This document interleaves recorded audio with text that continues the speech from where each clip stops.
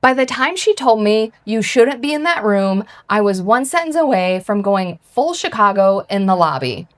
Welcome to Spain and Morocco, part 9.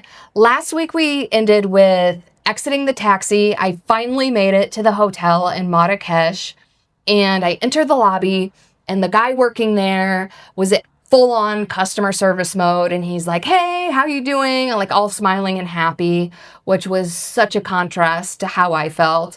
And I was trying to put on my happy face and pretend everything was fine. But then he asked me how I was doing. And the way he asked it sounded sincere and genuine. So I dropped my guard a little bit, and I was like, not great. And also, I probably just had a totally exhausted tone as well. And so then I started blabbling about, what my day had been about and how exhausted I was, blah, blah, blah. And then I was like, and actually, I actually have 2 reservations, because I explained how I booked an extra night, but the other room wasn't available. And he was like, okay, let me check. So he pulls up both of my reservations. And again, the extra reservation for that night was in this like baller upgraded room, because the room I had booked wasn't available for an extra night the night before. So he looks at the reservations and he was like, hey, I'm going to upgrade your other reservation to this baller room so that you have 3 full nights in the baller room at no extra cost. And if there was not a desk separating us, I probably would have hugged him, because I honestly think, other than the crystal, I think this is the first good thing that had happened to me on the trip. I was so excited, and especially because the retreat sucked and this was actually a nice hotel. I was like, because I was ready to go home at this point, but I was like, at least I have 3 nights in this nice room. So that was just perfect news. So I settled into my room, I took a shower, ordered room service, and then went to bed. So then the next day, I had booked a camel ride in the desert. And it was just like this group trip, kind of a wild card situation, because I just booked it online. The description was kind of vague. There were like these other camel ride things, but they seemed like way more in depth, and they were like all day. And I was like, I just want to go for a few hours. So that's what I booked. And I was like waiting for the van to pick me up. And for one of the few times on the trip, I actually was feeling good, because it felt good to get out of the surf retreat. I felt good that I had advocated for myself in all the situations that I had, even though some of them didn't turn out the way I wanted. And also I was super grateful for receiving the upgrade, which was totally unexpected. So I was actually starting this day feeling good, which normally wouldn't be a big deal, but on this trip it was. And so the van picks me up, and there was a couple in the back, and then there was this younger guy, and I sat next to him. And initially in the drive, nobody was really talking, which honestly was fine with me. But then the couple started talking to each other, and then the guy turned to me and was like, hey, he, just kind of like asked me a question that initiated a conversation. And so I started talking to him a little bit and learned that he was originally from Brazil, and he was living in Portugal, and he was on his way to move to LA, which I'll get to that later.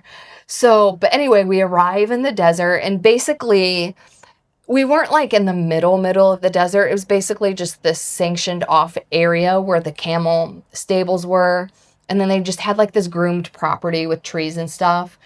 But anyway, we arrive, and our guide, his name was Ahmed, he gave us these robes and headdresses to wear.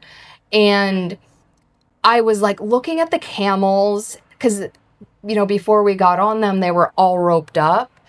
And I immediately felt bad, because it was like really no different than, how circus animals are treated.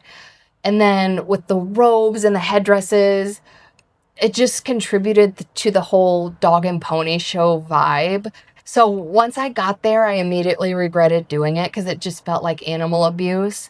So I got on my camel. Her name was Fifi. And I decided to just do an energy exchange with her, to give her like so much love and energy as appreciation for letting me ride her.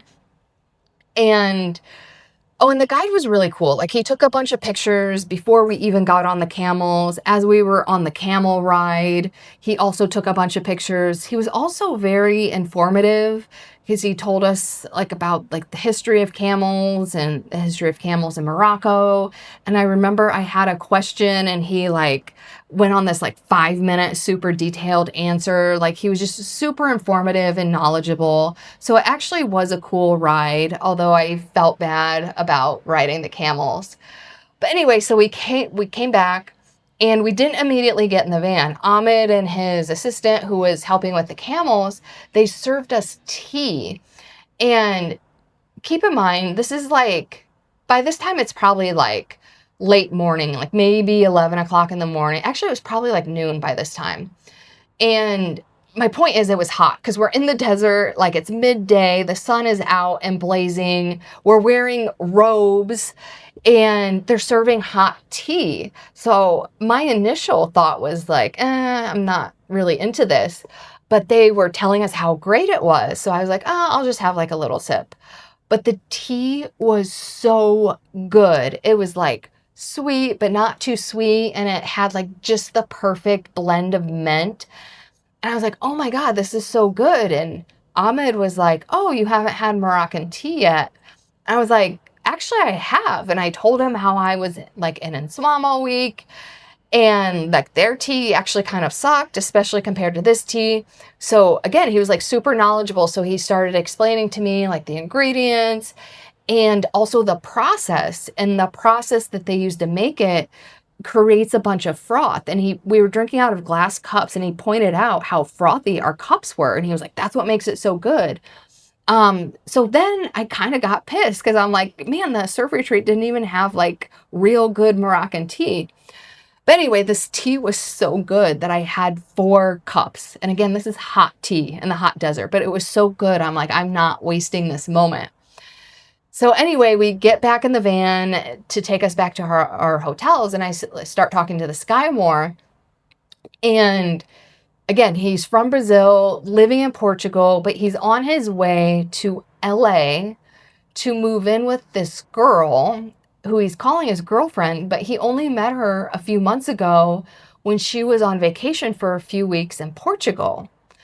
So I was like, oh, are you nervous about moving or something like that? And he was basically like, what are you talking about? Why would I be? And I'm like, man, like, am I being negative? Because I felt like that was so naive of him to think that he could just move across the world and move in with someone that he's really only known for a few weeks, or he's only seen in person for a few weeks and only known for a few months. But it's none of my business and I didn't want to rain on his parade. So I didn't say anything outwardly, but I thought that was kind of weird. And honestly, I do hope it worked out for him because he was young and that's a huge life change. And that would just really suck if it didn't work out. But anyway, so the driver drops us off at the hotel. And I know I keep repeating myself, but I just want to stress about how bad I needed a shower because it was hot in the desert. We were wearing robes and I drank 4 cups of hot tea. So my number one priority when I got back to my room was to take a shower. Well, I get to my room and I could tell immediately that housekeeping hadn't been there. And I was like, what the hell? Because when I left that morning, I think I left at like 10 a.m. The housekeeping was like 2 doors down. And I look at the time, by the time I got back to the hotel, it was like 1 p.m. So I was like, this is not right. So I called the front desk and I was like, hey, I think housekeeping forgot to clean my room. And the girl who answered the phone, you could tell by her voice she was young. And she was also not very nice. But she was basically like, you were supposed to check out of that room this morning because your other reservation is for the standard room. So if you want to stay there, you need to pay for an upgrade.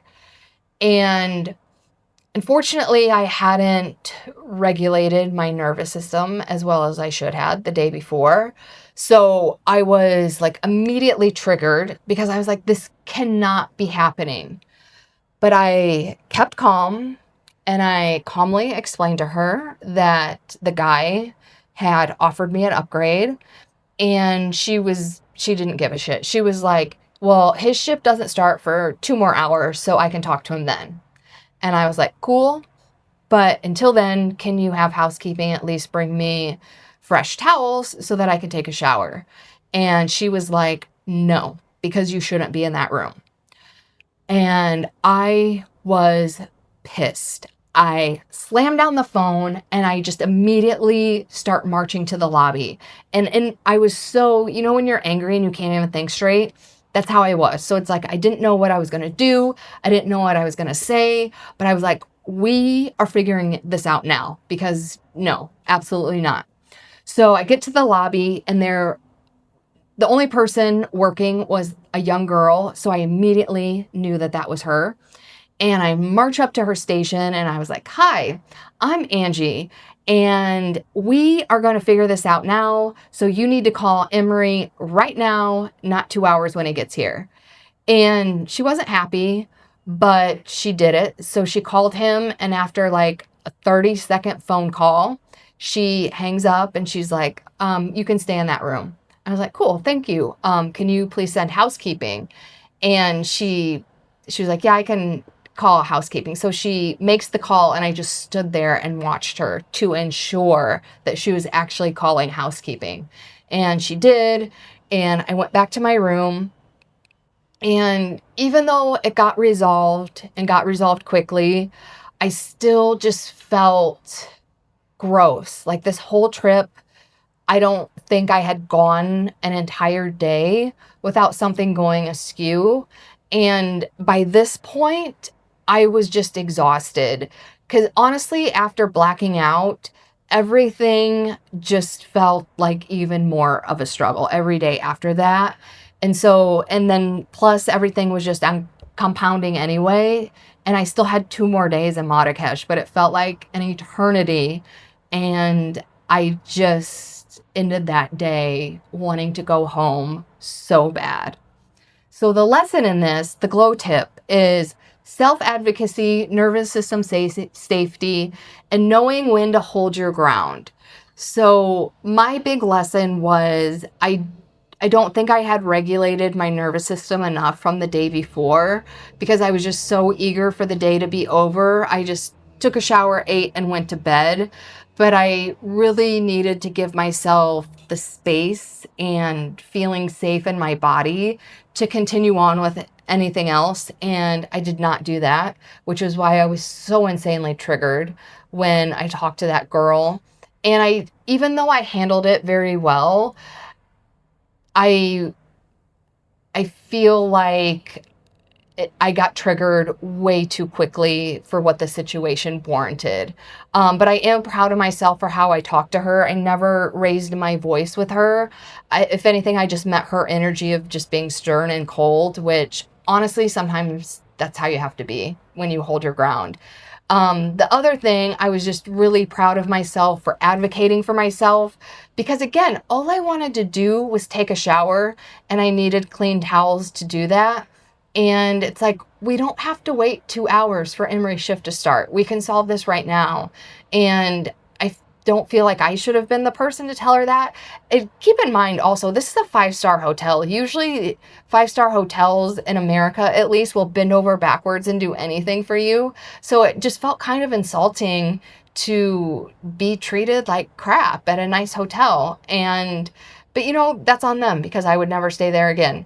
But anyway, I I'm actually proud of how I handled this situation. The only thing I would have done differently is I would have processed the day before a little differently, because I just needed to let all of that go as well. But I will say the camel ride was a lot of fun, and the tea was amazing.